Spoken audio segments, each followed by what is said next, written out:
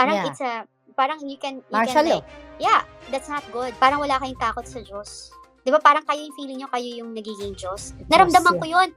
Naramdaman ko yun kasi ganun sila sa akin noon. Sinabihan pa nga ako dati, hindi sisirain ko yung buhay mo, sisirain ko buhay ng pamilya mo and everything. For a while talaga na-trauma ako. Alam mo, nalungkot nga ako kasi ang taas-taas ng tingin ko sa yung mga kakilala kong senator, sa congressman. So I never expect that they will not do anything about it. It's like, sabi ko, what's happening na in our country? 'Di ba parang hindi ba nila nakikita yung mali? What's up mga kababayan, that matters here. Dito sa video natin ngayon ay ating panonoorin ang habili ni Miss Cathy Binag na imulat na ang ating mga mata sa katotohanan. At huwag nang magbalag-balagan pa sapagkat kinabukasan nating mga Pilipino ang nakataya dito na marami nang lumalaban, no?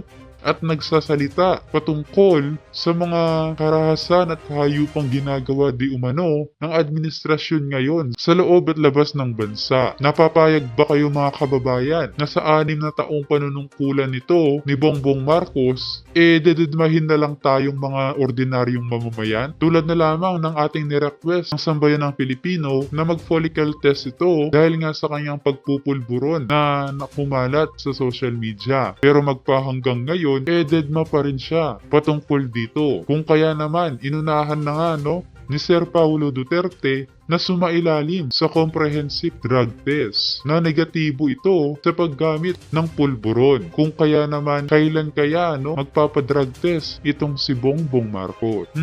Pero bago ang lahat mga kababayan, huwag niyo po sana nakalimutang mag-like at subscribe para updated ka sa mga uploads ko araw-araw. At yun na nga mga kababayan, hindi natatakot mamatay itong si Miss Cathy Binag sapagkat may mga ebidensya ito na magpapatunay sa kabangagan o pagiging pulburon di umano ni Liza Kuting at mga classmate nito sa kabangagan na nasa mga USB files na at ipinamahagi sa mga taong pinagkakatiwalaan niya dahil alam niya na anumang oras o araw maaring gurgurin siya, lalo na't ngayon nagsalita ito laban kina Liza Kuting. Kung kaya naman hindi na makapaghintay ang taong bayan na sa susunod ipalabas naman ang maraming videos sa social media nang mapuno at kumilos na ang taong bayan. Nakabobohan na lang mga kababayan kapag sinabing deepfake pa ang mga ito sa dami ng mga videos na mayroon itong si Miss Cathy Binag. Na huwag tayong papalinlang sa mga trolls o bayaran na pumoprotekta sa pangalan ng kabangagan di umano ng administrasyon.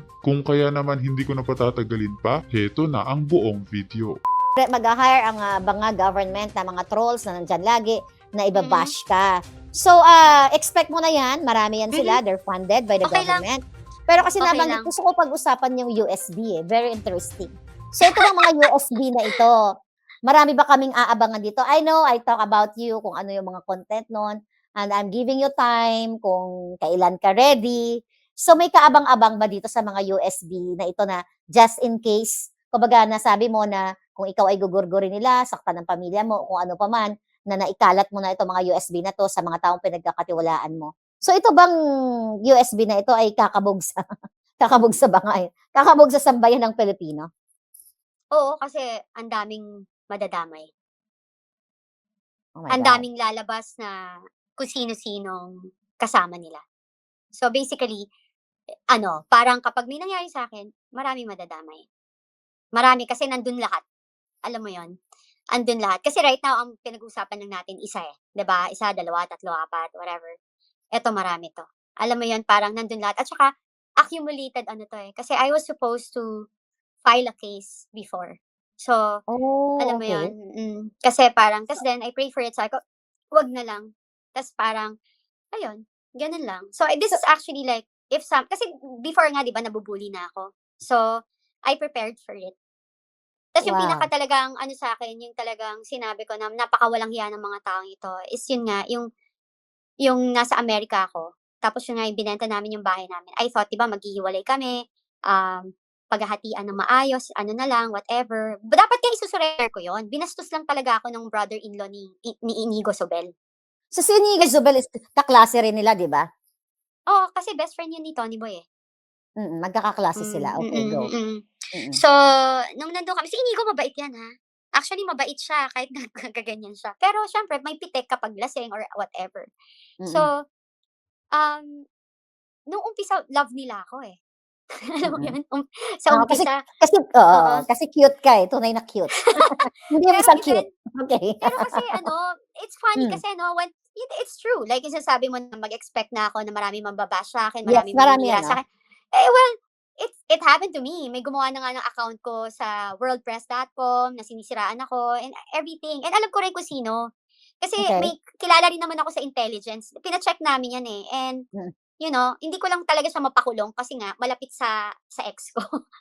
Alam mo 'yun? hmm, So, okey. alam mo 'yung gano'n? Kasi sabi ko, sige. Nakakatawa lang din isipin mga kababayan na pinupuntirya no, itong pagkatao ni Miss Cathy Binag na sinasabihan ng mga trolls na mistress ito, kabit, ganyan. Pero pagdating sa pinaka-topic na ang kanilang amo bangag, wala silang maikomento ng maayos, no? Ganyan talagang mga bayaran o trolls naninira ng pagkatao o kaya naman hukayin ang nakaraan mo para lamang may masabi. Pero ang pinaka-pinpoint na topic pagdating sa kanilang amo, hindi nila ma-justify ng maayos. Iba talaga mga utak ng mga bayaran, no? At ang mahirap dun, nandadamay pa ng walang kamuwang-muwang na mga Pilipino. Masaya ka diyan and alam mo 'yun, yung tao naman, So they can always judge you because they don't know you. But hindi yeah, nagma-matter yung judgment ng ibang taong hindi ka kilala personally.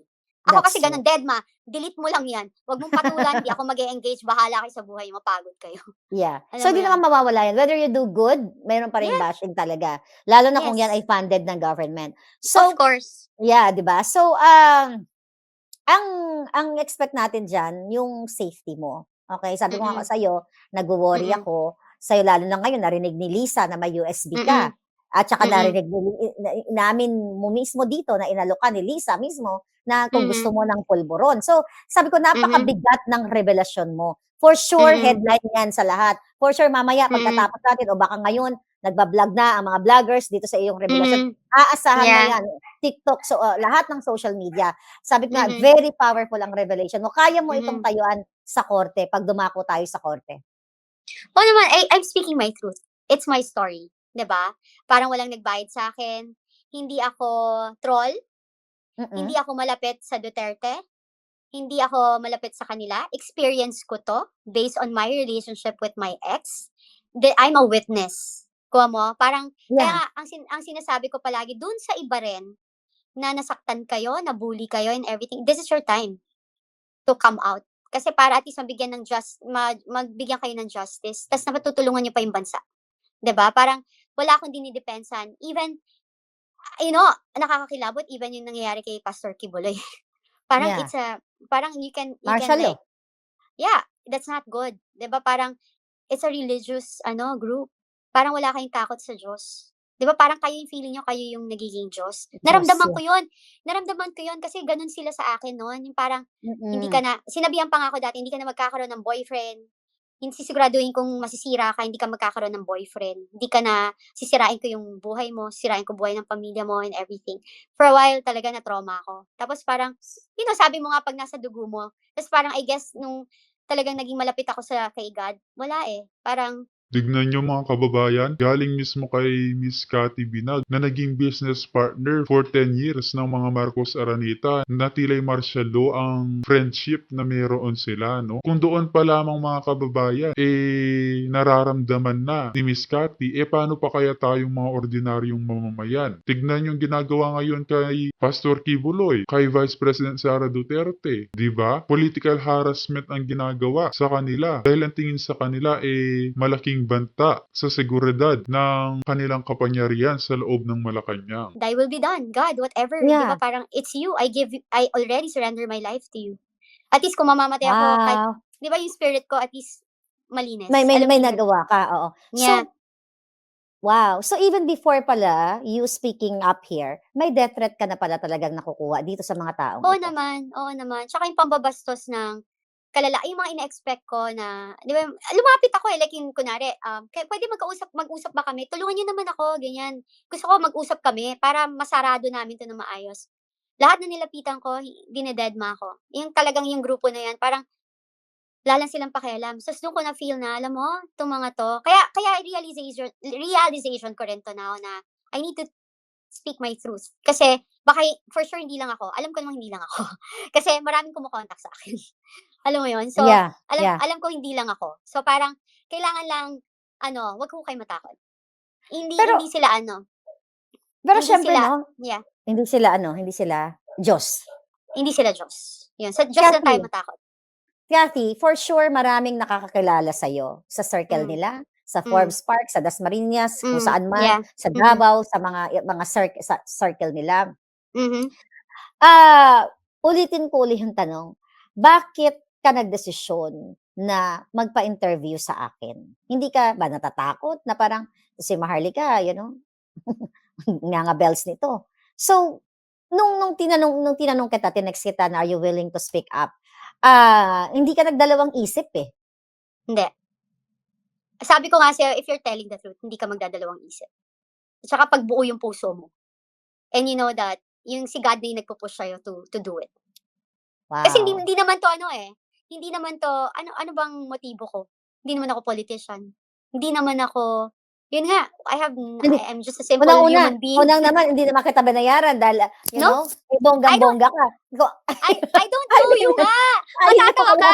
'Di ba sabi Oo, ko sa'yo, somebody called me. Sabi siya, oo, "Oh my God," sabi niya, "You're in Maharlika is like, calling you talking up. out. Mm. Mine-mention yung name mo." Sabi, "Sino yun?" Sabi ko, "Bakit?"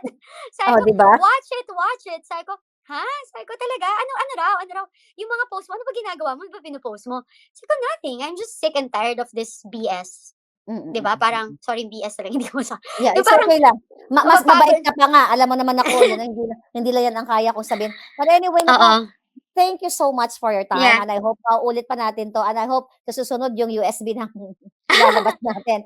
A message mo sa mga kababayan natin na for sure ngayon sila ay aware sila, nagising sila, magkakaroon sila ng realization, yung mga medyo hesitant pa na maniwala dun sa video na yun. Ikaw ay isang buhay na ka-witness na ang presidente ngayon. Binibigyan na tayo ng chance, no, ni Miss Cathy Binag na magsalita o mag-angklas na laban sa Administrasyong Marcos na nasa atin na lang talaga mga kababayan. Kung papayag tayo, taon masira ang inang bayan dahil sa mga buwayang nauupo ngayon sa loob ng Malacanang. Lalo na kapag nalatag o na-share na itong na may mga video ng pagpupulburo nila Kuting Liza at mga iilang opisyales ng gobyerno. At ang kanyang first lady ay gumagamit talaga ng ipinagbabawal na white powdery substance. Mensahe mo, Kathy, sa ating mga kababayan. Ako, simple lang. Darating ang eleksyon. So, yung mga binoto nyo na hindi nagre-react or walang ginagawa sa mga maling ginagawa or utos ng leaders natin, wag nyo na iboto. Kasi dapat sila yung unang-unang dedepensa sa inyo. 'Di ba? Parang yung mga alam mo nalungkot nga ako kasi ang taas-taas ng tingin ko sa yung mga kakilala kong senator, sa congressman. Parang I never expect that they will not do anything about it.